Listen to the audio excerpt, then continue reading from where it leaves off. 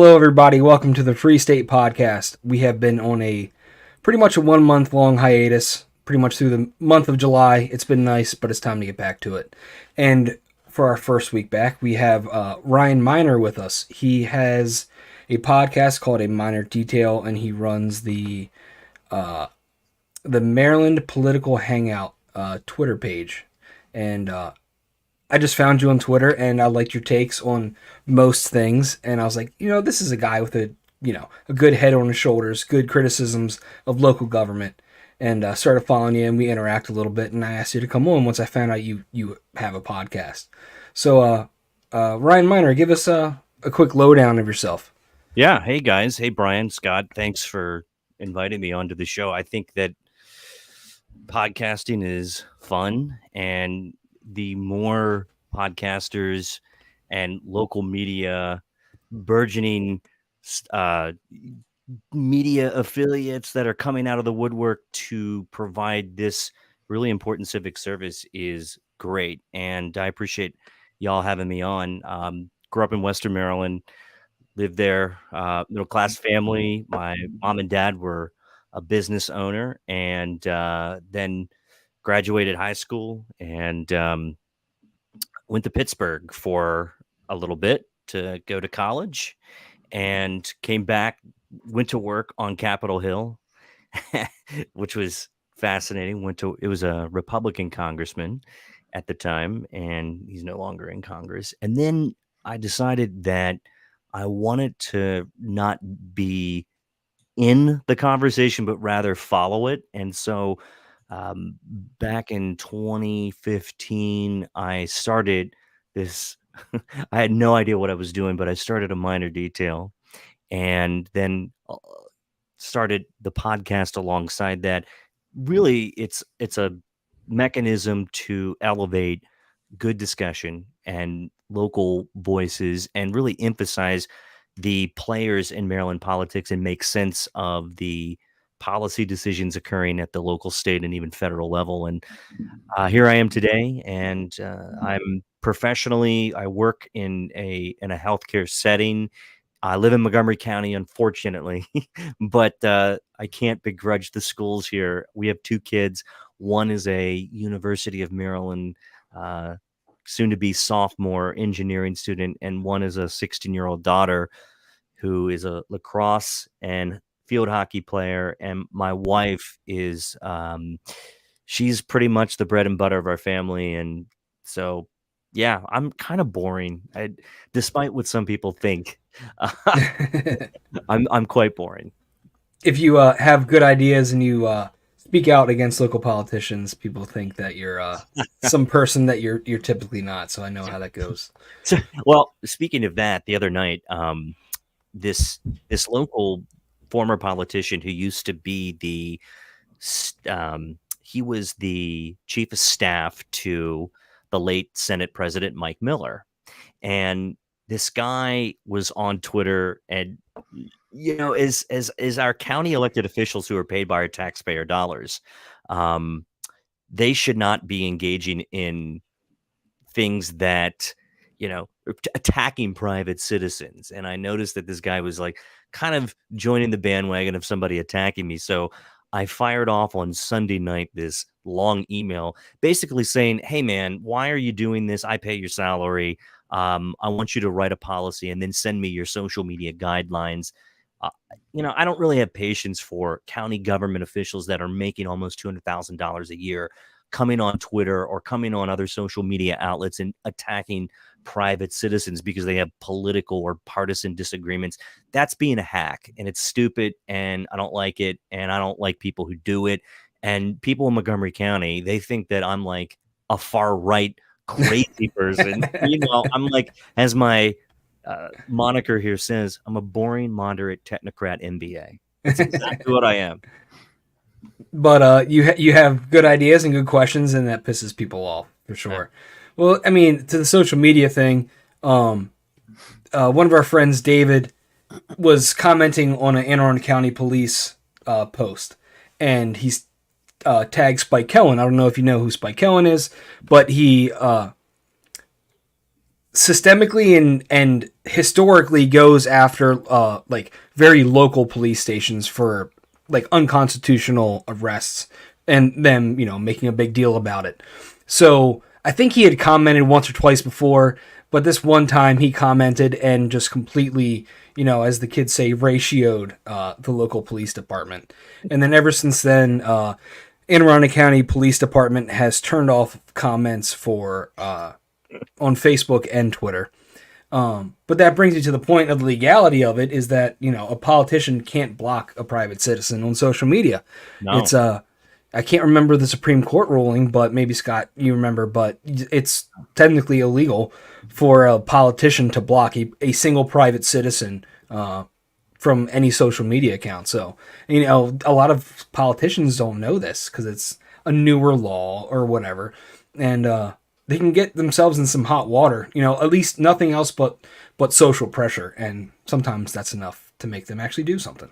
Well, that occurred here in the state of Maryland, and back in 2018, the ACLU took on a First Amendment free speech when Governor Hogan was the governor.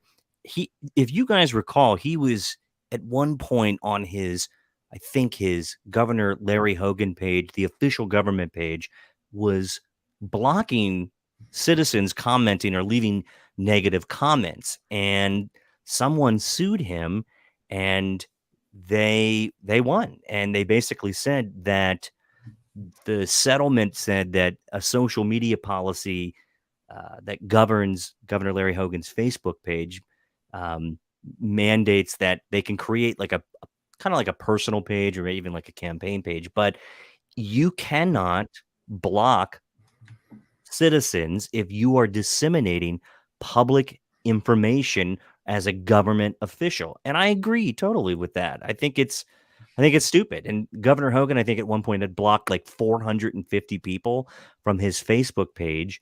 And then somebody got pissed off and they took him to court and they won. And good for them for doing that. Yeah, I mean, that's a great idea. And I've heard that Hogan was, for a good portion, for a state governor, he was the one a lot of the time responding to people on social media. From what I've heard, it was a lot of the time it was him. So it may have actually been him that blocked people instead of like a staff member or something like that. Are you guys blocked by anybody currently in public office? I'm not. No, I don't give them too much of a hard time. I don't, because at least the ones that I care about, because they are in charge, quote unquote, of where I live. So I don't want to piss them off too much. I got to be on their good side if I want something, right? Plus, I ran for office against some of them. So yeah. I assume most of them just have some, 20-year-old intern or something running their social media anyway. So it's like, kind of, what's the point?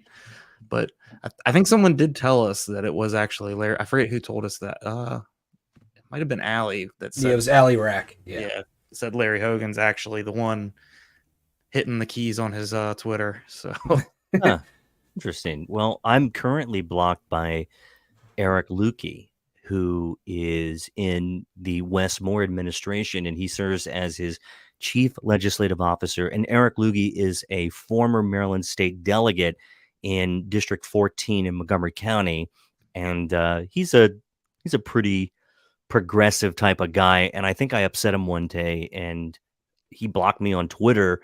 So disappointingly, and I thought about just being a dick and suing him, but I don't.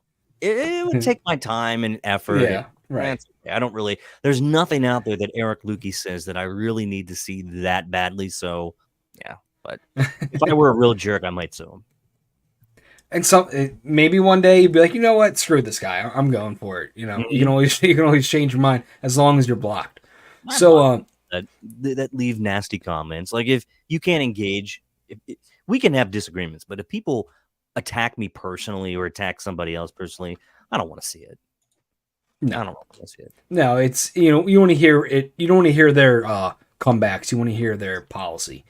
Yeah, of course. All right, so you said you're from Montgomery County. I am so far removed from Montgomery County politics. It's kind of embarrassing knowing how progressive they are. They are by far the most progressive county in Maryland. So I have a couple of things here that have gone down in Montgomery County in the past. Let's call it a little bit less than a year. Mhm. The first one that I have, and I want it from you, a Montgomery County resident, being politically, involved and intelligent, about some of these subjects, and kind of want to talk about them just a little bit. So the first one I want to talk about is gas stove bans. What's your opinion on that, and like what led up to this, and where does the law stand or the policy stand as of right now? I'm not quite certain what precisely was the impetus for them to ban gas stoves. Maybe it was the same impetus that um, encouraged them to ban gas blowers or add paper straws as opposed to plastic straws, and maybe add a bag tax. I don't know if they have that yet in Anne Arundel County, but Yes, we do. so it's like 5 cents a bag, and we end up bringing our bags to the grocery store because I do not want to hand a ransom over to our local government. And then if you just multiply that by the number of speed cameras that we have here in Montgomery County, it is a very it's a draconian type of place, and for a place that has these mechanisms of public safety in place, they sure as hell don't support the police officers. That's a whole other thing. But to your point on the gas stove ban, I am not certain what precipitated this gas stove ban. I am sure that it occurred some basement where in Tacoma Park or Silver Spring, where a few of uh, the nation's finest do-gooder bicyclists were coming home one night and preparing some sort of vegan dish, and they decided to put on their Birkenstocks, and then decided to use a gas stove. Something bad happened, and then, of course, when something bad happens to someone in Silver Spring, the million and plus other people in Montgomery County have to experience the consequences of their stupidity. So then they decided to ban gas stoves. And look, bottom line for me, it's infringement on consumer choice. It's going to impact people of low income families disproportionately who rely on gas stoves for these economic reasons, and it could potentially cause a loss of jobs in the gas industry. Not that I want to keep paying the gas bill, but look, it's silly. It's another one of these Montgomery County type of far left progressive do good policy initiatives that only benefit the few, and the rest of us are like, okay, that's really stupid. Now we have to suffer because somebody in Montgomery County, the county council members, decided that this would be a good thing, and they govern by decree. Well, isn't that funny that you have, the progressive left? They always say that it's a few that make all the money or make all the choices, but then when you go, and they say that that's capitalism. It's what's that called? Final stage capitalism or something like that. Late stage. Late stage capitalism. But then at the same time, when they have control, they do the same thing. Their monopoly is just through governmental powers as opposed to like a free market. If best case scenario, a free market system where they have a monopoly over things. And it's so funny how it's just the progressive left just is always contradicting themselves, and they just read Marx one time and they're like, yes, communism is the answer. That's just my take on it. Well, But my question for Montgomery County government is, what happens if the grid fails and the local power grid, it relies on fossil fuels? So what happens when the grid fails and it's all electric?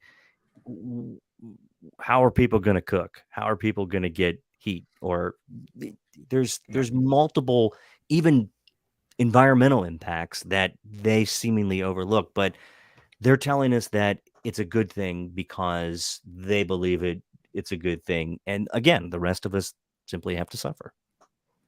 yeah, and that's like California. They were the first state, I believe, to put a cap on when gasoline vehicles or diesel vehicles could be sold, just like Wes Moore did earlier this year. But they've had heat waves where they've had to conserve power and ask people to not charge their electric vehicles. The same electric vehicles that they decided were the only thing that is going to be allowed to be sold in, a decade.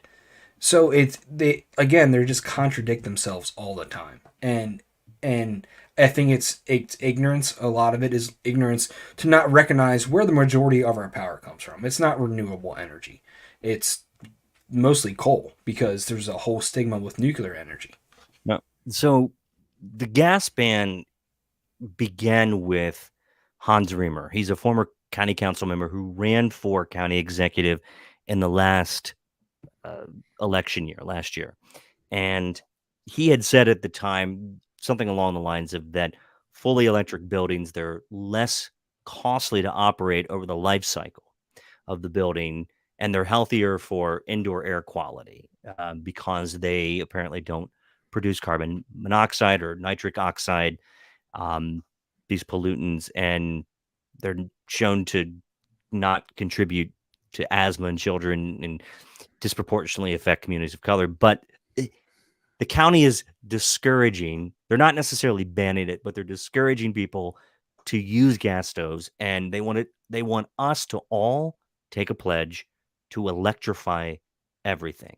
And this pledge, no, I'm not kidding you. This pledge basically says, I commit to choosing climate-friendly, clean, all-electric appliances and equipment when I renovate or upgrade my home. So, yeah, that's what it is. Would you guys take that pledge? Would you do it in public? Oh, absolutely not. I have electric right now. I used to be a chef. That was my previous life. And when I was really cooking hard, like a lot in the kitchen, like a restaurant, I got so used to fire burners. It was natural gas. And then I would come home and try to cook with an electric burner. I just couldn't do it. Like my skill just went completely out the window over this electric thing. I know it sounds like very petty, but for me personally, that's a big deal for me because if I can cook with fire, I want to cook with fire. It makes things, it's a better cooking, heat source. Yeah. And so it's so asinine to take these certain little things away from people. Life's hard enough, right? I want to put my cast iron pan on a flame. I don't want to put it on a glass surface with electric coil behind it. So it's like these, they don't think about these like little minor things that actually like bring some people happiness. And that's why governmental policies hardly ever work, at least blanket policies, because you're going to upset somebody. For me, it's just I just want a gas stove. I don't want an electric stove. I want a gas stove. It's such a better cooking, experience.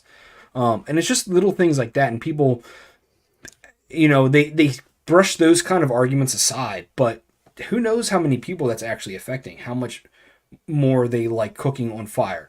Or, when I was running for office, one of my things was to do away with vehicle re-registration. You still have to register your vehicle when you buy it, but why do we have to re-register it? It's not changing hands. If it's changing hands, then we're handing over the title and it's going through the proper channels and it's known that the ownership has changed. Why gotta? And it sounds so like minuscule, but it's such a big inconvenience for people.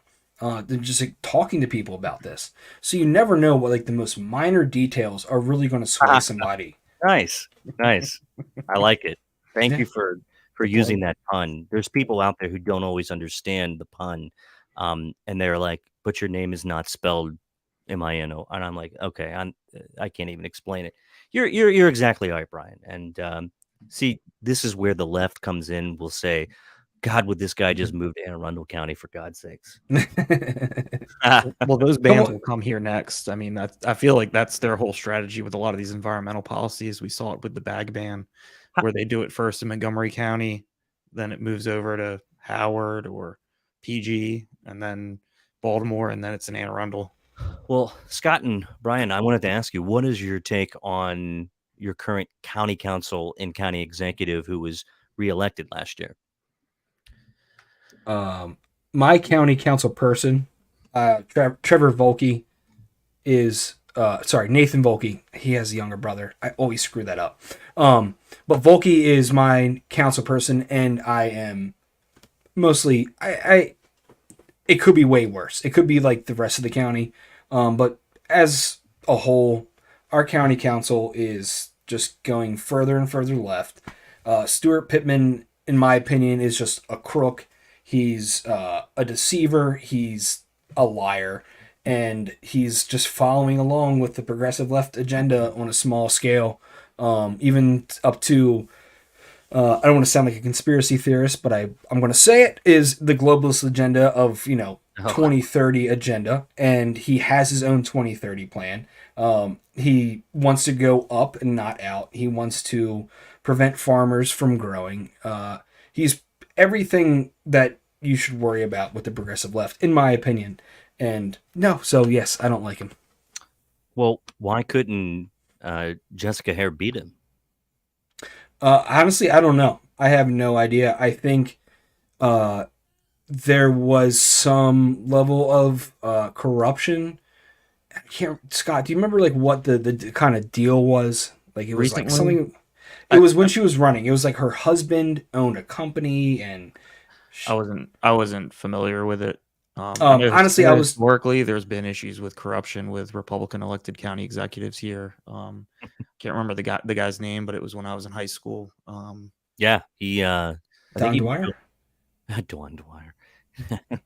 No, he just can't drive boats when he's drinking. You know what? You're thinking about what's his name? John. I can't remember his last name, but he was convicted of something, and then I think he tried He to was having sex with like a county worker in a car or something somewhere. It was that's nice. There was something salacious like that, but then there was also like some kind of issue with money or something. I forget all the details, but the minor details we forget them. No. All right, well, let's move on to the next Montgomery County topic, and it's kind of crazy, like how Scott was saying. Montgomery County seems to be the starting point for a lot of things. Montgomery, PG, Howard. Sorry, guys. And then it's okay. It's not completely your fault, but but then it moves to like Anne Arundel, and it creeps along and really never makes it to parts of the Eastern Shore or like it's way Western Maryland. But like that's interesting to me too, just because like they have the majority in the state house. Like they could just do it if they wanted to, statewide. But it seems like with a lot of these policies, they're doing this incrementalist approach county by county before trying to do it statewide. I don't know if.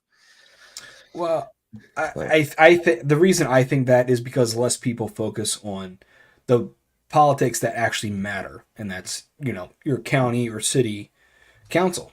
I mean, that's my opinion, is that those outside of your neighborhood, if you have a neighborhood committee or something, the second most important people are your county or city council, and then your either mayor or county executive. But people don't pay attention to that because it's really easy to pay attention to the national stuff that's all over Twitter, that's all over, social media.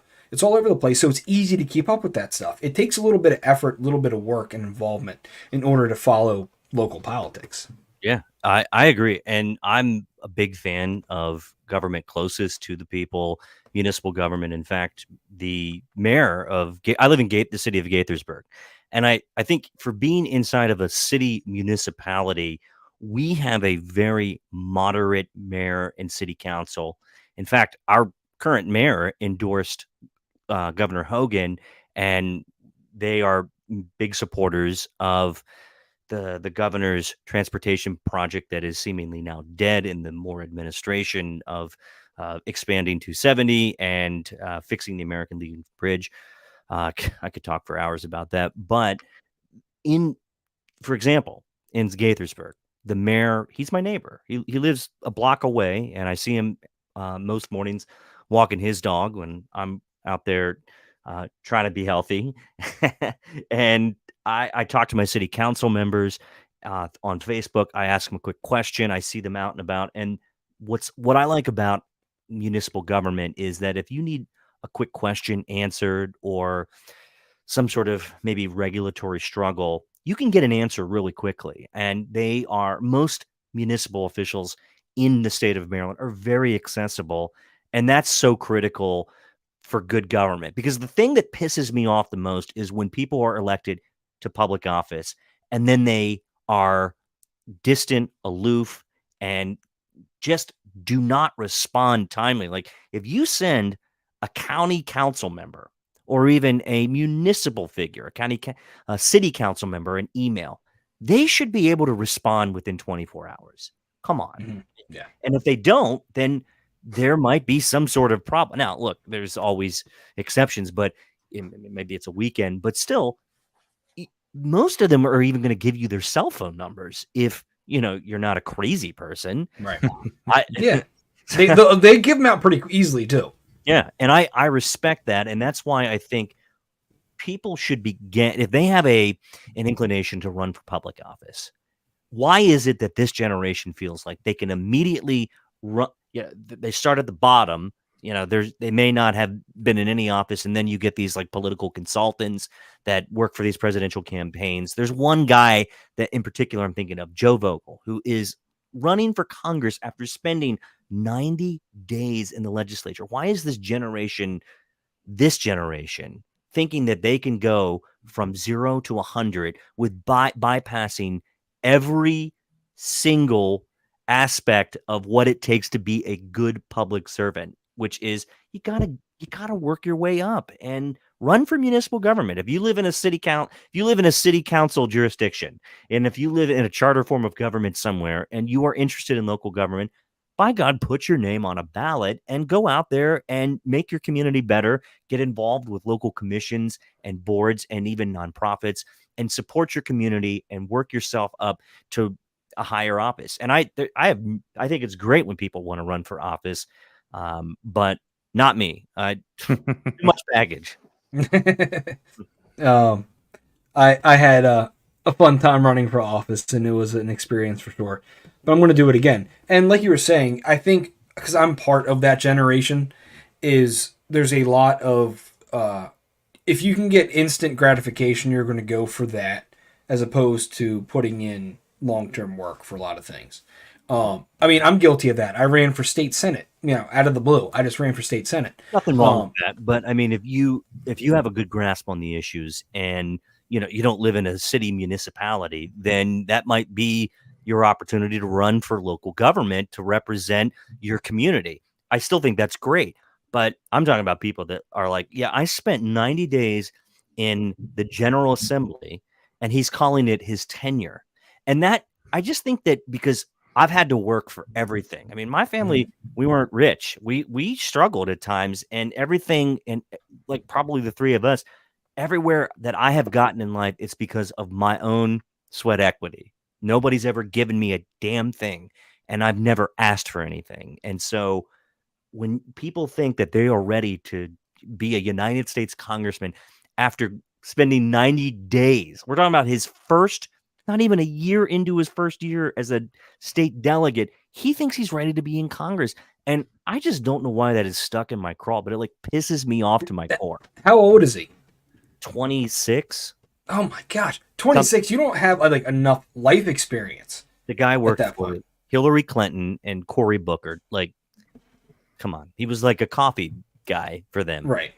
And maybe not. I'm being a bit facetious. But you're probably right. Well, I don't want to take away from his experience doing that. And I remember talking to this guy when he was first running for the House of Delegates, and he reminded me several times that he went to Harvard. And I'm like, great. My wife works with people. I work with people. It's not that big of a deal. Great. You went to Harvard. Okay. So you're special, right? They think they are, but right. There's nothing wrong with Ivy Leagues. I honor and respect that process. And I think it's a fantastic education, but I hate to tell you, I have really never been asked in a professional setting, except maybe when I'm applying for a position. No one asks you, oh, where'd you go to school? Where'd you go to school? Like, no one asks that anymore these days. The prestige doesn't carry in today's world. I don't think people don't care.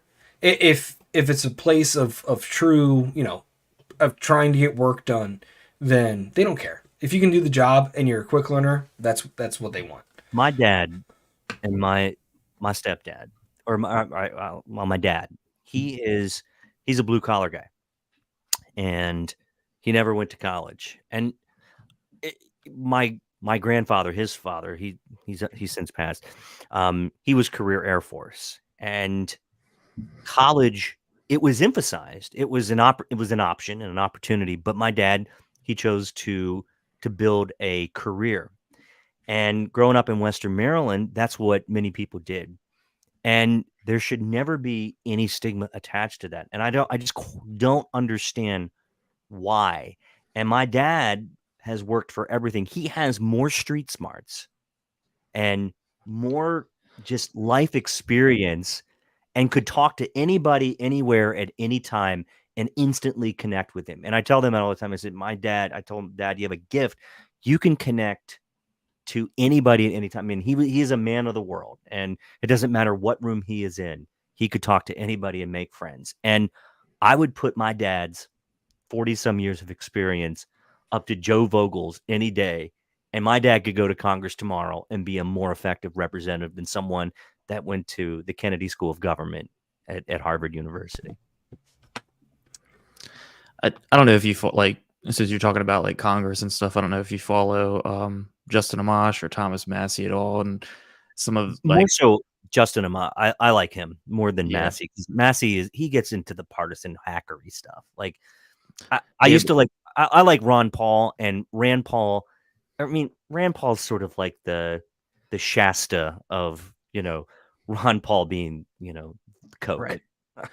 Yeah, I was just bringing them up though because I think they both talk a lot about how effectively Congress is broken, the system of it, and it's like you're saying, like, what qualifies this 26-year-old who's been in the General Assembly for such a short period of time, just worked on a few campaigns. It's like, what really qualifies them? But it's like, I feel like that's all they're doing up there anyway, is just fundraising and campaigning for the next election cycle. And any legislation that gets done is just being handed to them by leadership, and they're just being, vote yay or nay. They hate being told, wait your turn. And when I was younger, I'm 37 now. I didn't like that either, because I'm a bull, and I sort of always marched to my own beat. But waiting your turn doesn't necessarily have to be looked at as in a pejorative sense. It could be that you need life experience. And listen, I've had multiple moments of my life that were humble pie, where I have failed, I've been fired, I've been just raked over the coals by people. I remember I worked for a rear admiral, and the single worst thing that I've ever heard in my professional career is a retired rear admiral who runs a business, and he looks at me and he goes, "I'm just disappointed in you." And that, like, it's crushing, because you're like, this man has made it to the rank of admiral, and if he says you're disappointed, like, I really must have done something. And that was there's been many of those moments in my lifetime and career where I've just been at the bottom, but the experience and the people who have actually mentored me along the way to show me how to do things, how not to do things, that experience is invaluable. You'll never get that in a Harvard classroom. No. I mean, and I was saying I was in the restaurant industry for so long. I mean, that was my first job when I was 14, and I did it until I was 26. Where'd you work? So many places. At the end of my career, it was called Live to Eat on Light Street, at pretty much the corner of Fort Avenue and Light Street. And then they rebranded to In Bloom. And then actually a month after I quit, the restaurant closed down. So that was the last restaurant of my career. But, started as a dishwasher in places. A pizza place was my first restaurant job. And just slowly over the years just worked up. And then it's good money when you're a kid. But when you're trying to start a family and you realize, like, it's not getting too much better than what I got right now. You make a career change pretty quick. Yeah. My first job was a golf course. Yeah. But you can make good money if you can manage one, but you got to go to school for it. They want you to have that degree for, the golf course, like management and stuff like that. Pick up golf balls. in that machine. People were out there on the driving range hitting golf balls. I was like 14. I loved to play golf at the time, and I worked at a golf course called Beaver Creek Country Club up in Washington County. And my parents or grandparents, they dropped me off first thing in the morning. It was like 7:00 in the morning when the sun's coming up, and they'd come get me at like 8:30, 9:00 at night. I'd clean the carts, and I just remember back as a kid, I was like, how many people? Why do all these people leave all their beer cans? Like, how can you play golf and you drink at the same time? And then when you get a little older and you start playing golf and you drink, you're like, yeah, this is kind of fun. Cigars and golf. I mean, that's Yeah, two or three beers makes you better. Oh yeah. Oh, Once you get to that sixth one, though, it's like I don't think we're finishing this round. back nine. You better be toasted. Yeah. I've gone golfing once, not a golfer. By the time we got to the back nine, I was like, I'll just be designated driver from now on. Like, I had no interest in playing golf at that point. I was just driving the golf cart and drinking some beers. Yeah, golf is fun though. It is. I'm not good at it anymore, but hey, if you I was never good, and I would go to the Never good, driving yeah. range. I would practice, and I just couldn't do it. Didn't have the motion for it. So I want to move on to talking about the sex ed opt out in Montgomery County. About a month ago is when this kind of came up. I want to hear it from you. I know it's a they're taking away the opt out for sex ed in Montgomery County, and do you know what brought that up or the reasoning behind it and who was pushing it or anything like that? So I followed this closely. Having a 16-year-old daughter in one of Montgomery County's high schools. And I will say this, our high school, we're very involved with her athletics and her academic journey through Montgomery County Public Schools, as we were with our son. And, he did really well, and our daughter's doing really well. And I will say that take it back to the local level in our public school system, our teachers at her high school are fantastic. Her coaches, her administrative staff, no issues whatsoever. And even the curriculum, she has learned so much. And I feel like that this generation is academically so far advanced than perhaps what we were. And I think it's because it's an access to information. Like, when we were growing up, we're probably all pretty much the same age. The internet was coming to light. It was coming to fruition. We were discovering this world's greatest technological advancement outside of landing on the moon. We were discovering what the internet could do more than looking at nudie magazines, which we probably all did. It's okay, we did. So Everybody did it. Admit it. Come on, people. If you're watching, you did. If you're a male, right? I'll make a joke about downloading go on AOL on a 56K connection or something. Oh yeah. And then you have a secret file on your computer. Anyway. And so our public school system is obviously a huge reflection on the priorities of our elected officials. And then we have some not so good board of education members. And to quantify that statement, I mean that they are very, very outside of the mainstream of the American education system, the general governing policy. These are people who are partisan activists that are now on our school board. And this is upsetting because they are truly not listening to the constituency. And I think it goes back to the LGBTQ issue.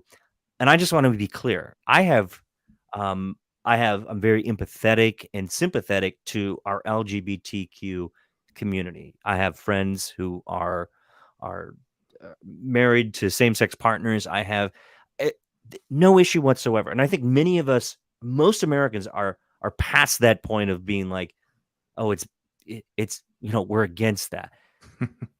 I think, and that's a great thing because that's progress. We've come a long way. And for what it's worth, I think LGBTQ Americans in many sense have struggled because I was born what do they call it?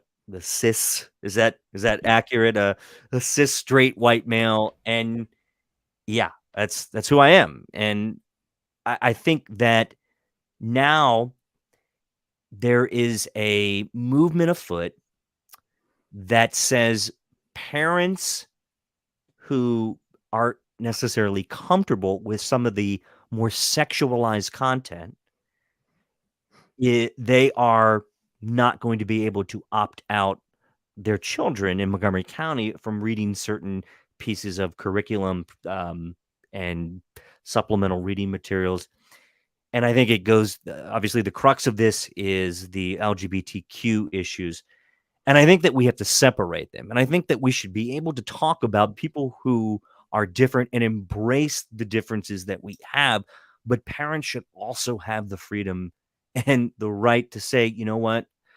I don't think my child is academically or even emotionally or intellectually ready to understand this material. We'd rather help them along that journey at home. And you could make the argument, oh, well, if they wanted to opt out of learning about, racial disparities or the Civil War, then we get to this whole other argument that I think goes a bit off the deep end. And in Montgomery County, it's not the traditional, they think that it's the Trump waving, MAGA wearing hat but it's not. These are people, these are communities of ethnicity, of color, the Muslim community. And now they're short circuited because they're used to playing identity politics so well. And they're saying, oh, well, the Muslim community is usually on our side and we claim to be on their side. But then they took this hard stance on just simply wanting to opt their children out of a certain piece of curricula. And then they short circuited. They didn't know what to do. And then guess what the left does when they short circuit? Then it's identity politics, and then it's insults, and then it's telling parents how we should think, feel, and raise our children. Because, of course, the Tacoma Park and Silver Spring mentality is how we should all raise our children. And there's nothing more that pisses my wife and I off more when some far left progressive nut job who should not even be in a classroom or near education policy is telling us how to raise our daughter. And by the way, as a parent, I think it's okay for us to say we've done a pretty damn good job of raising our kids because they are far more advanced and far more respectable than I ever was. And we are tired of these people, especially these school board members, that want to step up and say, no, you need to think and feel this way. And you need to see this material. You need to see this content. That's where I have the problem. If you want to opt your kids out, you should have that opportunity to do it. And I think you have to do it respectfully. And I think that there's a much broader conversation about embracing differences and about embracing the different communities of people, but still giving parents that flexibility and that choice.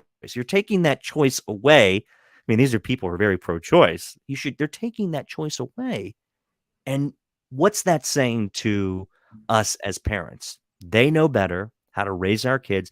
They know it. And then they're just like, well, put your kids in private school. Well, great. Fine. That's easy to say. If we could afford Georgetown Prep, my son would be there. Okay. But we don't. We can't afford Georgetown Prep. So that's where I stand on the issue. I really try to blockade out the whole LGBTQ. I mean, really, that's not what I'm concerned about. It's the broader principle of them as a school system telling us that we do not have the choice to opt our child, our 16-year-old daughter, out of content that may directly counter our beliefs. And I think we as a country have to be okay to say, you know what? If someone is not comfortable with someone who is transgender or the drag queen story or whatever that is, I think it's okay for people to say that without them making some sort of aspersion on your character or as you as a human being. Right? I have family members, I have so many family members that voted for Donald Trump. I didn't vote for Trump. Do I love them any less? My dad voted for Trump. My dad and I in 2020, we got into a massive argument. We didn't even talk for 6 months, which was the stupidest thing we've ever done. And it really burns the relationship. And we just agreed, hey, maybe we should just can it with this politics crap and just love one another for who we are. We are not defined by our political standings or beliefs. Like, we're human beings, and if we have differences, we should be adults and be able to discuss it and not say you're a bad person because you don't believe in your child reading this content. That's where we've fallen so far as a country, and I'm sorry about my rant. No, I mean, it's a good rant. A lot of people have that rant, and there's a, it's different for, I feel like it's a little bit different for your, average person, but when you're either involved in politics, like either following it very closely or going to meetings, or you're, for us being the Libertarian Party, Scott and I were both executive board members, and I'm in charge of like the county affiliate, and so there's like it's easy to get so wrapped up in this like political culture that you forget that, like, at the end of the day, like, it's not worth losing relationships over. It's really not, because as much as you try, here's my black pill moment for the night, is that no matter how hard you try, the forces against you are so much more powerful. They have so much more money, so much more pull. You're doing the right thing by getting a message out, but recognize that you're not going to change the world, possibly, ever, at least in your lifetime. So you need to recognize that and just, talk to people as they are and love them. If you disagree with them, okay, we disagree. That's the end of it. No more politics. Let's, go hang out, whatever. We've allowed our political differences to define relationships. And that's where we as a country have fallen. We shouldn't be at that point. We shouldn't be able, if our neighbor has a Trump sign in their yard, or a Biden or any type of yard sign, and you diametrically stand opposed to that thought and that candidate, that doesn't mean that you need to think that they are of a lesser person just because you have differences. Some of my best friends are very different in political philosophy, and they are the most decent, fundamentally decent human beings that I've ever met. And I see it all the time on Twitter, like, well, if your friends are Trump supporters, then, you really should think twice. And I'm like, who are you people to tell us that? Who are you to dictate my relationship simply because of our partisan differences? Yes, people have different reasons for liking certain candidates and for not. And as adults and grown-ups, we can discuss that without rancor or anger. And that's the difference between a civilization and a society that is evolving versus where I think we're stuck. We're stuck in this weird vortex of everybody has to go to their respective sides and retreat to their sides. And if you don't, then the hell with you. And it breaks families down. It breaks friendships down. And I think it's terrible. We're just at a bad place in our country right now. I'll just add to, after having recently, gotten involved with the Libertarian Party, I have found a lot of people that share my political views that are just straight up assholes. Tell a lot of good people too, but like, it's just, just because you share political views doesn't necessarily mean that, I don't know. Human relationships are deeper than political views. Yeah. And then we don't even have to get on the topic of religion. No. not tonight, at least. Maybe another show. That's right. Not enough caffeine. So let's go on to the next thing I want to talk about is or ask you is, why does Montgomery County hate the Second Amendment so much? What? Give me some context about that. Okay. So the Bruin case got struck down by Supreme Court, and they decided that every state should be a shall issue state. And then immediately, as soon as it happened, Montgomery County was putting in essentially the same rules that are now part of statewide rule. So, you were talking about them being progressive and them kind of starting a lot of these things, and then they spread. So why do you think, like what is the reason why Montgomery County is so anti-gun? I mean, it could be argued they are the most anti-gun county in our state. Like, what do you think that stems from? Other than just being like progressive leftists. Like, is there a backing, actual concrete evidence of why guns in Montgomery County are a bad idea? I think it's varying layers, and to peeling that onion back, it's a great question, and it starts with where do people fall on their comfortability with having firearms in their home. And some people, and I respect the people who say, you know what, I just don't feel comfortable having a firearm. I grew up with I was in the Boy Scouts. I served in the military as well. And so my grandparents and even, as my Boy Scout leaders, I had good people around me to teach me the correct way to use a firearm, to respect it and not to be afraid of it, and to use it in situations where it is a defense mechanism if you need to defend yourself, your property, your family, and then not to kind of go buck wild with it either. So I think a lot of people in Montgomery County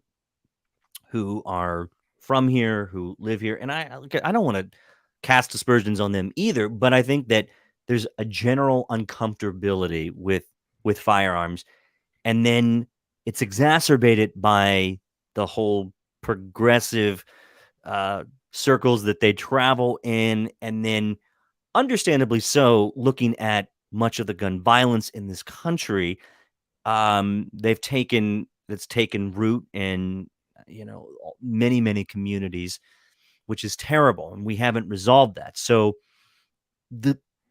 we really don't necessarily have a solution to the culture problem. The gun violence is a symptom of a broken culture and a broken people.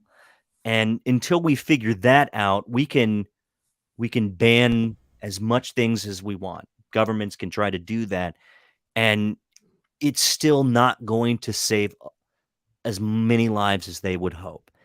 And I think that there's these groups that are popping up that, like Moms Demand Action, which I believe they mean well, but they are some of the most fundamentally dishonest human beings that I've ever met. And one of the leaders of Moms Demand Action in Maryland, her name is Melissa Ladd. She hates me. Never met this woman, never had any interaction with her. She decided one day that I was the world's biggest piece of garbage and has just absolutely tormented the hell out of me, has said dishonest things, absolute flat out lies online, to the point where I've had to send her a cease and desist letter, because I'm tired of people lying about, like, you don't get to lie about me, and you don't get to screw with my professional life either, just because you have political differences. That's where I draw the line. And there are people that show up and say, if you are a gun owner, you are bad. Therefore, we do not want to even have the conversation. And there are people like Robbie Leonard, who is Maryland politics' biggest piece of shit that walks this planet. His guy's run for office multiple times. He's a crappy lawyer from Towson, and he's on the Maryland Democratic whatever. This is a guy who ran for office, wanted to be a state delegate at one point, was almost defeated. The guy in Baltimore County, who's now the current state prosecutor, he came this close to beating him in a Democratic primary, and could have been the chief, the chief prosecutor in Baltimore City, or Baltimore County. This guy back in 2019 called law-abiding gun owners and gun activists who showed up to Annapolis to simply talk to their legislators terrorist, and then said we should dox these people. I mean, we're talking about crazy people, these nutty people that simply just can't have that conversation. And that's where I think the disparity lies. And in Montgomery County, it's only made worse by our elected officials who aren't interested in listening to anyone. And I'm of the school of thought that Americans who are responsible should have the inalienable right to defend yourself, and if you want to carry a firearm, that is your business. And if you know how to use it and you know how to be responsible, then go at it. Keep them in your home. If you feel safe with that, that's fine. But I think that, again, we're at an inflection point in our country, especially in Montgomery County, where they won't listen to you. And they look at you, they look at lawful gun ownership, gun owners as just country hillbillies. They look down at us. They look down at people who are gun owners, and they roll their eyes when they say, well, we believe in the Second Amendment because we want to protect ourselves. When the time comes that they need some sort of protection, and when it's not there, what are they going to do? I mean, I would rather be proactive than reactive. Yep. Exactly. Well, I ask people that are anti-gun, like, have you ever shot a gun? Have you? And 9.9 times out of 10, it's no, I haven't shot a gun. Yeah. Let's go shooting sometime. I don't have the best guns, but let's go shoot sometime. See, and then make your decision. It's not. Yes, accidents do happen. But like, your modern firearm isn't like just instantly gonna kill somebody, right? Right. A handgun, you have to rack the slide. You have to be pretty strong to do that. You know what I mean? Unless you store a gun away with one in the chamber that your kid can get into, which is another topic. But you have to rack a slide, or you have to pull back a charging handle, or you have to, move the bolt if it's a hunting rifle or something like that. Like, it's not just going to go off. There has to be an action before that happens, and then a level of neglect, if something happens, or, obviously something nefarious. And it's the thing, because I didn't get into guns until later in life. I didn't grow up in a house with guns. My dad didn't hunt. We fished. Never had guns. We had bows, but we didn't have guns. So I got into guns later in life, and I was just thinking it was going to be a kind of a, put the mag in, and then you're pulling the trigger, and you're just rocking and rolling. Like, no, there's things that happen, and things aren't perfect, and there's malfunctions, and you have to be able to react to that. There's this whole level of kind of like mechanical thinking when you're shooting a firearm, because you got to take cues off of what's happening. If something doesn't seem right, then something's wrong. There's so much more to shooting guns than just picking up a black murder weapon and just blasting rounds off. Well, Brian and Scott, I have a question for our state officials, a hypothetical question, is that if the gun legislation that they're passing, the multiple restrictions that the state of Maryland has imposed on lawful, responsible gun owners, and if that is supposed to curtail gun violence, then I wish that they would be intellectually honest and explain why Baltimore City is today. Most of us choose not even to go to Baltimore City out of fear. I mean, it's the truth. We have to be honest about it. Why is it that their gun restrictions that they're passing, has it saved a single life in Baltimore City? And maybe it has, but we continue to see Baltimore City as this place that is spiraling. And it's sad, because Baltimore City is a great city, a lot of culture, a lot of history. But is a criminal walking out on a street, having a confrontation between two people, are they going to consider to themselves at that very moment, well, I'm really glad that during Martin O'Malley's administration, 9 years ago, that they passed this outstanding legislation that's going to clearly prevent me from using this as my weapon of choice to harm my adversary. It's foolish thinking. It's intellectually dishonest again, and it's just bad policy. So and here's the answer also. I don't know the answer. I don't know the right answer. We have a people problem. We have people. Our culture is declining. It's just we're living in a very strange world where there are people walking into schools, and for whatever reason, maybe it's mental health, maybe it's God only knows, and they're killing innocent children. It's not a gun problem. We have a people problem. Yeah, I was gonna just add. I think part of the problem is they don't. Maybe they don't have a solution to that people problem as you describe it, and it's just easy for them to just demagogue the gun. And it's like you bring up the school issue. It's just it seems so disingenuous that they always want to harp on whatever type of gun was used in the most recent shooting, but they never seem to want to address the issue, which is it's a soft target, and doing security measures to harden it. Like, I agree, and I think we have to be realist, right? Okay, Yeah. We have a problem.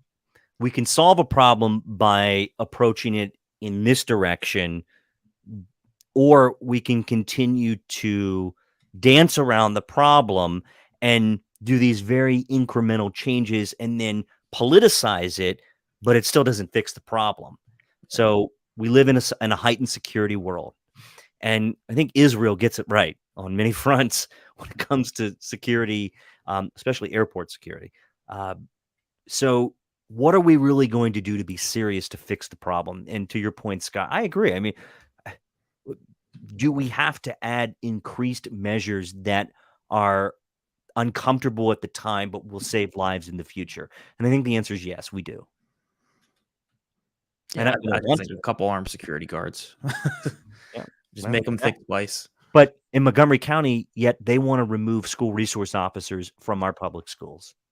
We have a county council member who's now running for U.S. Senate, Will Jawando, who fought to remove our school resource officers, who are some of the most dedicated people to building community relationships with young adults, to take them out of the schools based on his idea that there was racial animosity from our police force, and it's just, it's troubling, and it's sad that we have to explain to our kids, well, this county council member felt that it was the course of action that they needed to take, removing school resource officers who were very important to a school community. What does that teach kids? It teaches kids to be afraid of police officers rather than learn how to talk to them and embrace them. I would argue that children should be learned a slight skepticism of police officers. Typically for children, it doesn't end badly, but for young adults and adults, it can end badly. So I think children should have a healthy, recognize that if you're in dire trouble, those are the people that you're going to go to if you can find them. If, like, my son's 5 years old. Mm-hmm. If he doesn't know where we are, if he can't find us, say we're at a fair, carnival, anywhere, he sees a police officer, go to him, because that's your best chance, honestly. But at the same time, there comes a certain level, like, or I guess age almost, where you are no longer the innocent child that's lost. You could be a potential, perpetrator. That you are potentially doing something illegal, as opposed to when you're a kid, you are just lost. So, healthy skepticism of police, but at the same time, recognizing that police are the ones that can help you, at least when you're small. I just wanted to put that out there. It's a good point. And that's the way I feel about police officers. That's a good point. Don't answer questions because you're under investigation always. Yes. Right. We in high school, we should be teaching our young adults how to responsibly and respectfully flex their rights. And exactly, I am a major proponent. See, this is where the civil libertarian comes out in me. Okay.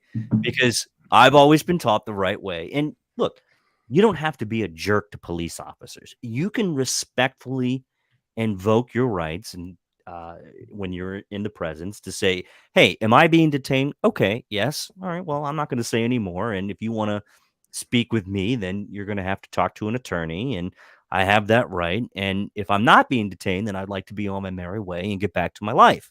Now, I have a good friend who is a YouTube sensation. His name's Sean Porter. Many of you may have heard of him. Sean Porter is a guy that with a fantastic YouTube channel. He's a bit of a wild man, and that's kind of the endearing quality about him. But he flexes his rights in the presence of police officers, and he does so in a way because he knows the law. He's not based out of Long Island, is he? No, he's in Maryland. Okay. So Porter, he has a YouTube. You should look him up and look at his YouTube channel. I watched a lot of these videos, and I think that some people go to the extremes, but you don't have to be a jerk. You simply can respectfully flex your rights. And look, there's another conversation about the racial disparities in policing, and yes, that does exist, and I know it exists.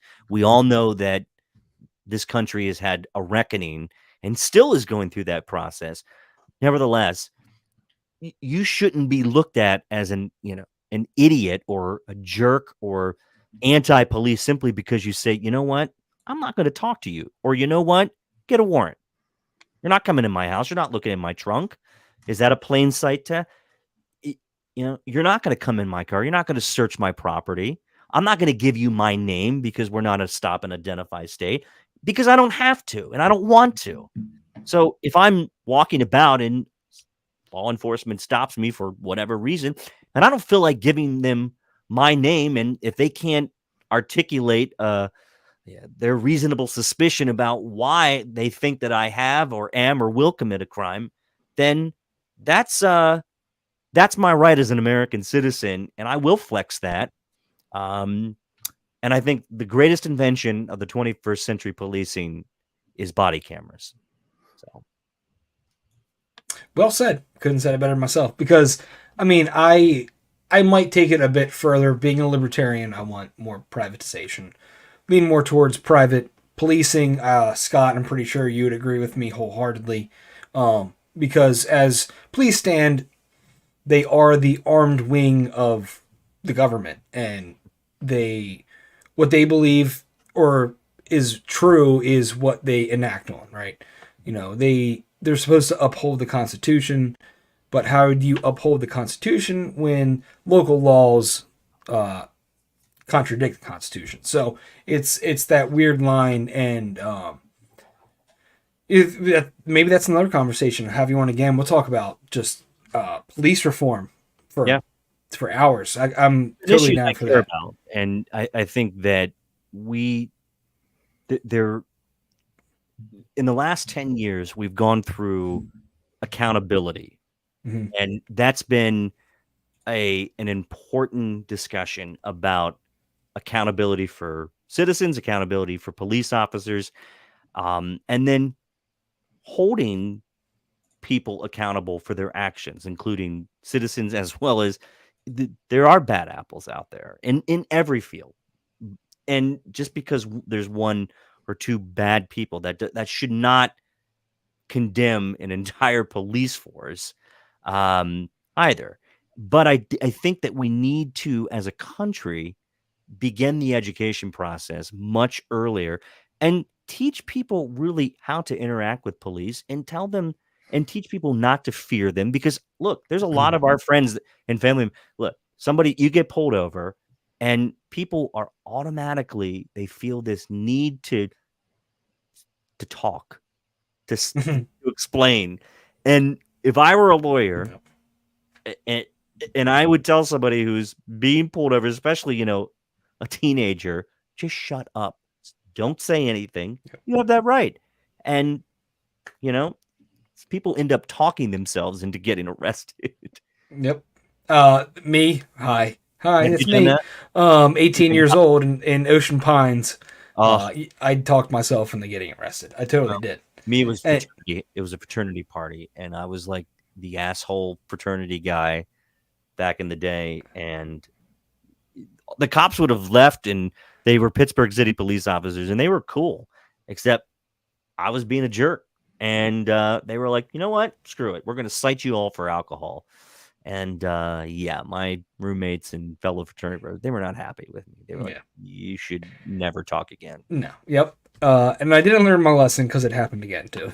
I learned the hard way. I think it's the Pollock in me. We're older and we're wiser. Your political opponents will bring it up and threaten to use it against you. Have they brought it up? No. Have they used yeah. Brian Simonaire, who I ran against, he threatened to bring it up, and I was like, "Go ahead, it's out there in the public."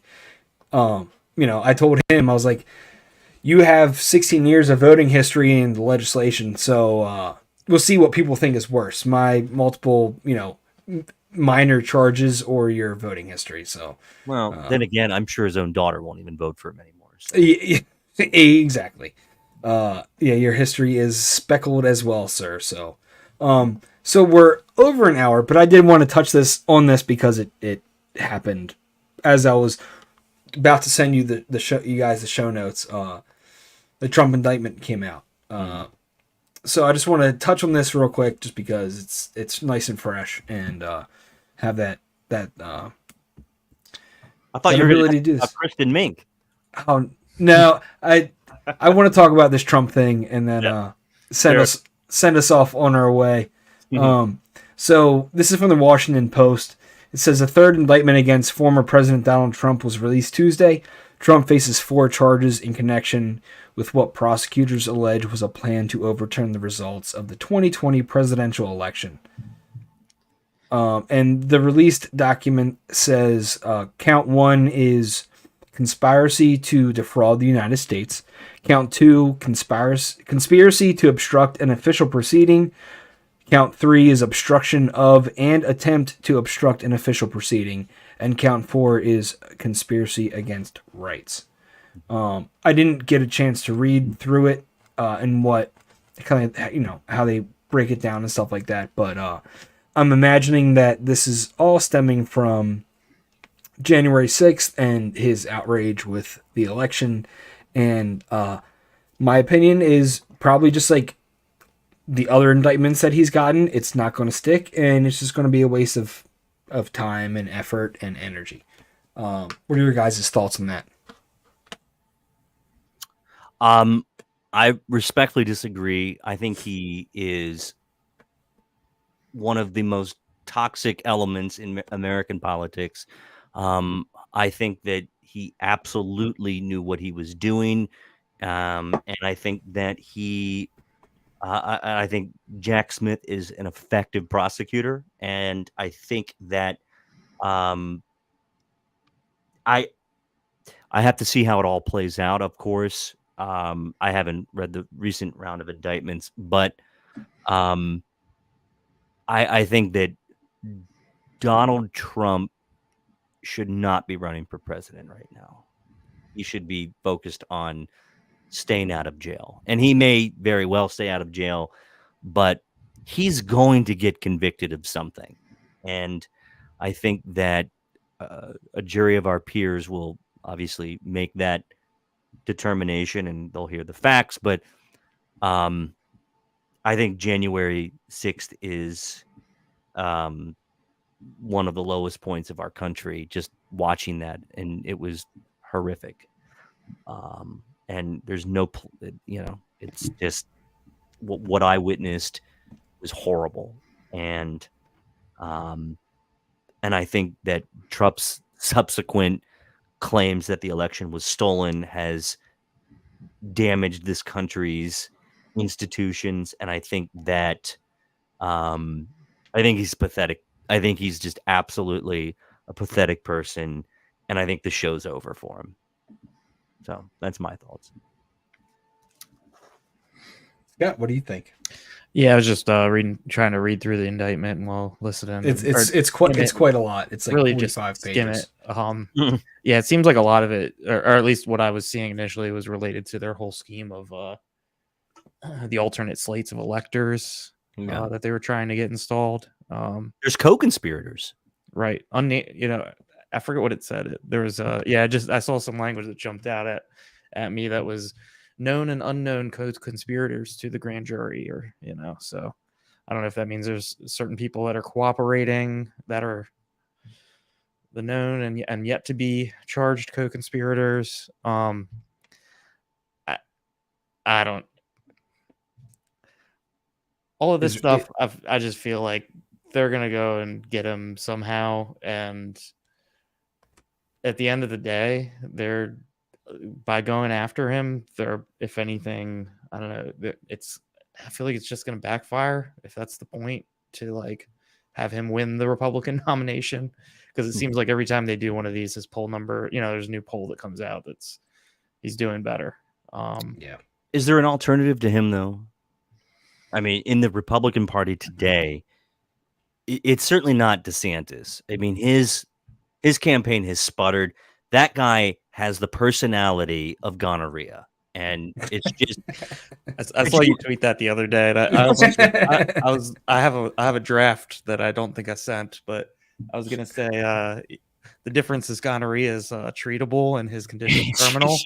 It's just right. Yeah. Just looking at the kid is like, oh yeah, that's a lot of sugar. Like Ron DeSantis is not someone who is comfortable in his own skin, and it shows. And I think he's running for president because people told him that it was a good idea to do it. He's not going to beat Trump. He has no personality, and that's what I think a lot of people take Trump for granted. And I will say this: I find him to be despicable, but I do find him to have the ability to charm people in a way that most politicians cannot. And looking at the field, the interesting candidate for me in this crop of crazy is Tim Scott from South Carolina. I don't know. I don't think that it's going to take off. But another interesting candidate for me, let's just say if whatever happens with Biden will obviously be the nominee. And if he goes up against Trump, I think Trump loses to Biden. Now, let's say if Larry Hogan on the No Labels, whatever, I think Larry is doing something. I'm just not sure what yet. I don't know how they're going to get ballot access to be able to make that even viable. And that's going to be, you're exactly right. I don't know how it's going to be viable. And I think that they're wasting their time. Larry Hogan would be better off running for U.S. Senate in Maryland. He would be.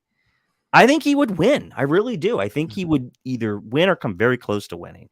I don't know that he would, just because it's different. It's a different office, and I think there's enough people that would vote for him as governor that would rather have a Democrat and have Democrats in control of the Senate, and would vote for whoever his opponent is just on that reason alone. Fair point. And I think that that analysis is spot on. And, do we want to elevate Mitch McConnell vis-a-vis Larry Hogan, or, do we want to maintain, it's either going to be Trone or also Brooks. Right. And the Republicans, they don't have anybody except I feel like they kind of felt the same way with I can't remember his first name, but Steele, who was the lieutenant governor for Ehrlich. Yeah. He ran for U.S. Senate against, and I think he got his ass handed to him. He did back in 2006 when he ran against Ben Cardin, and that's when Ben Cardin was elected to the Senate, and sacrificial lamb. And then, I mean, look, Dan Cox as the Republican nominee of Maryland. I don't know what Republicans were thinking. I mean, it was definitely co-op. It was co-opted by the Democrats.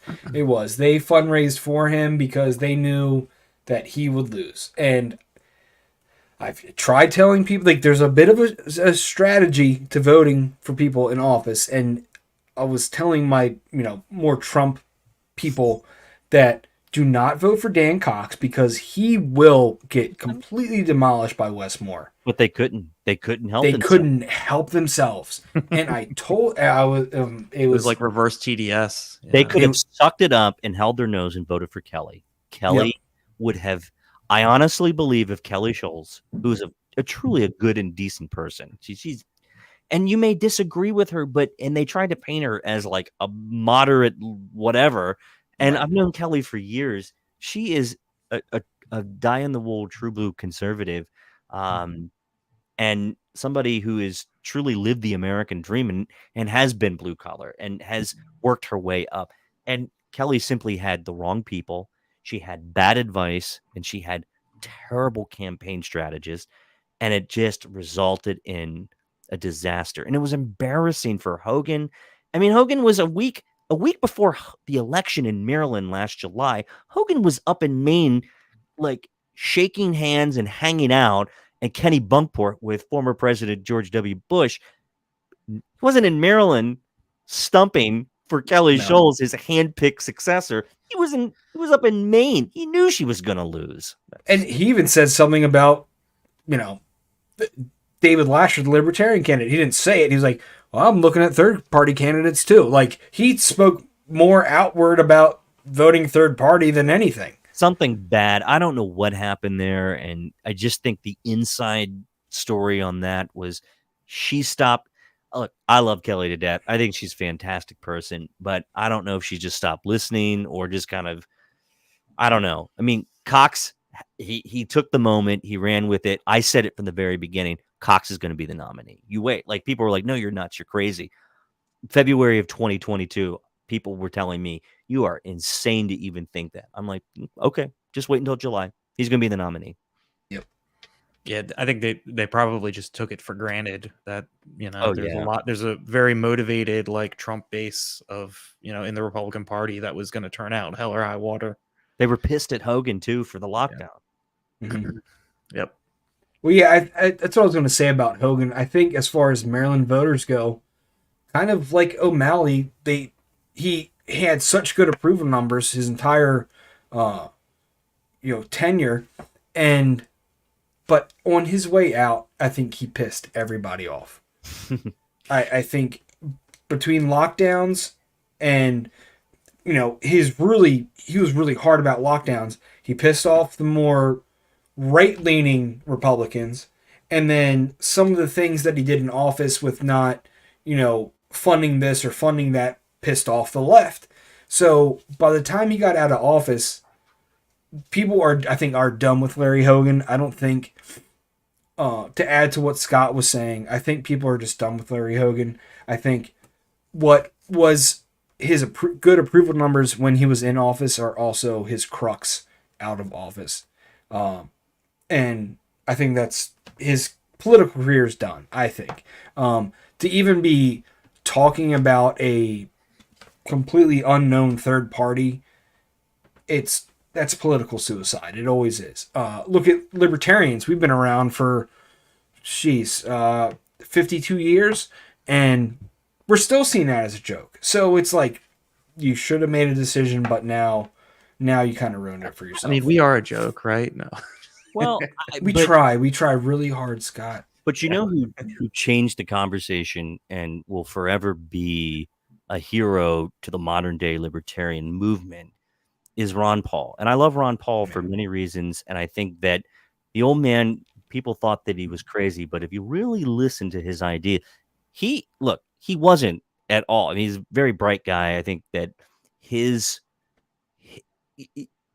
packaging wasn't the best because he just kind of reminds you of like a cranky old congressman, but that's sort of what I like. I think that he put it out there.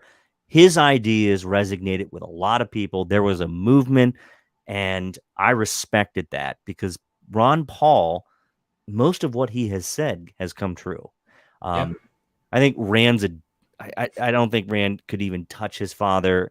I think he's tried, but Rand's a partisan hack. And the difference is with Ron is that he really believed the philosophy behind it. He talked about the intellectual side of libertarianism and the think leaders, whereas Rand's he's a senator from Kentucky who's decided to join the Trump bandwagon and take on the anti-Fauci stuff. and he's lame. He's not an original thinking guy, whereas Ron started a movement. Yeah, I think Rand Paul too. I get the sense that maybe he's a little, I don't know, almost embarrassed by some of his dad's more Yeah, I feel extreme the same way. positions. His father's more popular. And yeah, but like he could never get beyond, he's kind of capped because he wouldn't moderate or soften some of the more hardcore positions he had. And I think that's kind of what, I don't know, that's kind of how I interpret the way Rand behaves a little bit. I don't know. Well, you got to think Ron is like the Libertarian Party as it is now is definitely more a Ron Paul libertarian than the libertarians from the past decade or so. If you go back and watch the old debates of Ron Paul, like 2008, 2012, they were good. That was real debate with like good. You had, okay, I liked Romney. Newt Gingrich used to be the intellectual firepower in the Republican Party, but like, when Ron joined that discussion, it elevated the conversation because it really made people think hard about the issues, and it connected with me too. And at that point, back then I was kind of still discovering like what do I actually believe. And then I started reading Hayek. I started reading a lot of the libertarian thinkers, and I'm like, yeah, this is kind of what I believe in. Yeah. Yeah, I feel like he would say things that were just so out of the. Yeah, he's got his passive. I had the pleasure of meeting him. He was the personal protector. I was personal protector of Ron Paul in February in DC, and it was crazy. It was a crazy experience. Super nice guy, like just so down to earth. I mean, he's old. The guy is old now, and he he would talk to anybody that wanted to come up. I mean, people being respectful, like just a second of your time, but he would light up. Yeah, 87. Yeah, it's insane because he was there. It wasn't cold. Thankfully, it wasn't cold. But I mean, it was windy and blustery, and he just would light up every time somebody would talk to him. It was such a cool experience. I had to pretend to be like tough guy and like try to protect him or whatever. But he's and he's from Pittsburgh. Is he? Yeah, he's from Pittsburgh. He's from Green Tree, which is right outside the city. So he's an old Pittsburgher. Yeah, great guy, and I listen to his podcast every day because it's very sane, to the point, and Ron Paul perspective typically is the correct one, 99% of the time. So we're coming up on an hour and a half, and we didn't even get to everything, Ryan. So I'm just going to have to ask you to come back again sometime. I would love it. Yeah, man, I really appreciate you to come on. This was a fun conversation. You're somebody that doesn't completely agree with us on everything, but agree on enough that we can carry on a conversation and not get pissed at each other. So I'd love to ask you to come on again sometime. Be my pleasure.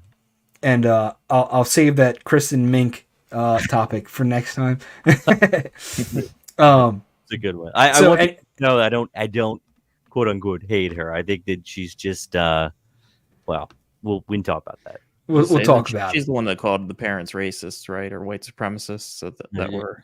She's also the one who had a flat tire in January and asked the local police to come bail her out after trashing them for years. Right. Yeah, sounds like a typical politician. So yeah, I would love to have you come back on. Do you have any plugs? Anything you want to do? I know. I don't know. Has your podcast? Have you done a new episode recently or anything? I haven't, and I haven't done one since 2021. I took a break because it's a lot, as you guys know. It's a lot of work to book guests. I would churn out a transcript, and I would really try to turn it into several pieces of content to be reused and redistributed. But I think that given the election coming up, and there's lots of candidates that have a message, and we need to talk seriously to the candidates and not do these these softball BS, like, oh, tell us about yourself. And no, like, I want to do hardball, real issues, talk to the candidates, and hold their feet to the fire and actually understand what it is they're actually running for, and no high lofty crap. I want to hear the nitty gritty of their plans, what they want to do for their specific district. And I think that that's where I want to try to bring the podcast back, and I want to condense it to a much more rapid fire discussion and put them on their feet. I mean, we'll be fair, of course. I won't get them all because some just won't come on, but I'm always fair. I think I want to bring it back, but we're revamping a minordetail.com, and I think we're going to focus on some, hyper local issues, and I'm excited to see the campaign season. I always thrive during the campaign season. I think it's the most interesting, and living in the 6th congressional district, I'm also going to try to really focus on that race. It's Maryland's most competitive congressional race in 2024. And it could go either way. David Trone is not running again for re-election. He's running for U.S. Senate. So I think that if any district could flip in 2024 from a Democrat hold to a Republican hold, it could be the 6th. Great. I didn't know about you until after I started this podcast in January. And if I did, I probably would have reached out to you sooner, because as far as I knew, I didn't know anybody doing a show, or you have a whole kind of media going on. But that somebody was doing that at a kind of a hyper local level, and that's what I wanted to start. So I think you're doing a great job, and thank you. Keep took doing took a nice month off, and getting back in the swing of things. Good. Next week we have a nice podcast. Spike Cohen's going to be coming on, and it should be fun for us. But I would like to get to the point where I'm having candidates, I'm having elected officials come on, even if it's for 10, 15 minutes. I want to ask them questions that they won't ask them on WBAL or other local stations. I love Torrey Snow. He wanted to come on the podcast, but management told him no. Maybe one day. Why was that? They won't let him come on? Yeah. Pretty much. Just they need their media outlet, and he's their guy, right? So I get it. As I said, we had him come to our monthly county libertarian meeting and be a speaker, and I think he even had to have that get cleared. Yeah, he did. Yeah, by management. So, but he's a great guy. Talk to him enough. I have his phone number and everything, and I'll text him every now and then. And he's a great guy, and maybe one day we'll have him in. But there's a void there, right? They are, besides independent media, WBAL is probably the hardest questioning news source in our state, at least that I know of. Mm-hmm. So there has to be people like you and me and Scott, where we actually question these people, right? There's nobody that I know of doing what we're doing that isn't some sort of corporate backing or something like that, or has a huge pocketbook to either newspaper, TV, or something like that. So it's nice that I'm not alone. It's I was kind of like, oh, this guy's doing what I'm trying to do. It's like, but wait a second, there should be more of us doing things. I agree. So if you ever need a Anne Arundel County correspondent for your show or something like that, let me know. It's a big news desert there, and absolutely, because there's a lot happening in that part of the state that we don't always cover. Because I sort of am regional to an extent. Frederick, mm-hmm. Montgomery, Washington County. That's how we are too. It's like Anne Arundel, Baltimore City, Baltimore County, and that's about as far as my reach extends. Right. It's unless you're really just reading every day about local politics, you're gonna miss stuff. But people like you who live in that area don't miss stuff. And I keep pretty close eye on Anne Arundel County stuff too. So, use each other as a resource in the future and stuff like that. We have the same Absolutely. we have the same goal, identical ideals, and it's great to know that Scott and I aren't alone on a desert with this hyper local kind of political like news and stuff like that. So it's good to hear. It's great. Yeah. Well, I appreciate y'all having me on tonight, and I enjoyed this conversation immensely. And it's a good reprieve. We all have our we're working, families, taking care of kids, ups and downs in life. But to chill out and talk to good people on a medium like this, and just have a conversation, this is really what I enjoy doing. Yeah, and I enjoy it too, and I appreciate you coming on. And we'll definitely have to keep in touch with things and Absolutely. help each other out when things get going and things are busy and you can't keep track of everything. Yeah. Scott, anything left to say? To our No, guest, or? yeah, it was really enjoyed talking to you. Yeah. Likewise, thanks for Scott. coming on. Thank Yeah, you. it's always refreshing to talk to somebody who's not a libertarian but has some sense, has sense. You know what I mean? It's Leaning. like I have libertarian leanings. right. It's like you got a brain, you got a good head on you. You may not agree exactly on everything, but it's refreshing to hear. Even when I was running for office, it's refreshing to hear people that actually have some sense and can look through the bullshit and see what's really going on. So I appreciate you for that, and we'll be in touch. I, again, appreciate you coming on. If you're watching or listening, please give us a review on Apple or Spotify. It helps with the algorithm. Like, comment, share, all that good stuff. Subscribe to the YouTube channel. And with that, I have nothing else except for I'll see you next week with Spike Cohen. Ryan, Scott, good talking to you. Everybody have a good night. Have a good night, guys. Good night.